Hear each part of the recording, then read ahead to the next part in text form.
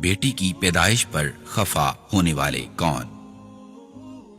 بیٹیوں کی پیدائش پر خفا ہونا جاہلانہ عادت ہے۔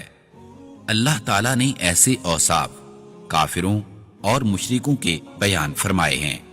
اللہ تعالیٰ کا فرمان ہے، وَإِذَا بُشِّرَ أَحَدُهُم بِالْأُنثَىٰ ظَلَّ وَجْهُهُ مُسْوَدًّا وَهُوَ كَظِيمٌ يَتَوَارَىٰ مِنَ الْقَوْمِ مِن سُوءِ مَا بُشِّرَ بِهِ أَيُمْسِكُهُ عَلَىٰ هُونٍ أَمْ يَدُسُّهُ فِي التُّرَابِ أَلَا سَاءَ مَا يَحْكُمُونَ۔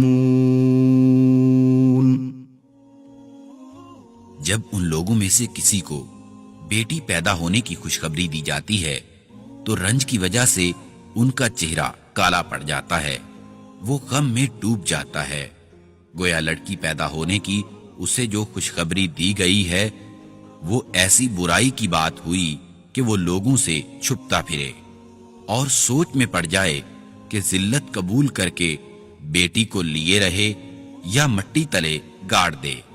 افسوس ان پر، کیا ہی برا فیصلہ ہے جو یہ کرتے ہیں۔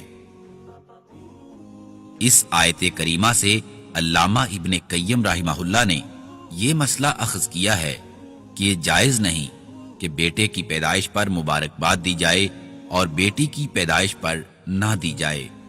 اگر کسی نے مبارکباد دینی ہے تو بیٹے اور بیٹی دونوں کی پیدائش پر مبارکباد دے یا دونوں ہی پر نہ دے، تاکہ طریقہ جاہلیت سے بچ جائے، کیونکہ مشرکین اور کافروں کی اکثریت بیٹے کی پیدائش پر اور بیٹی کی وفات پر مبارکباد دیتے تھے۔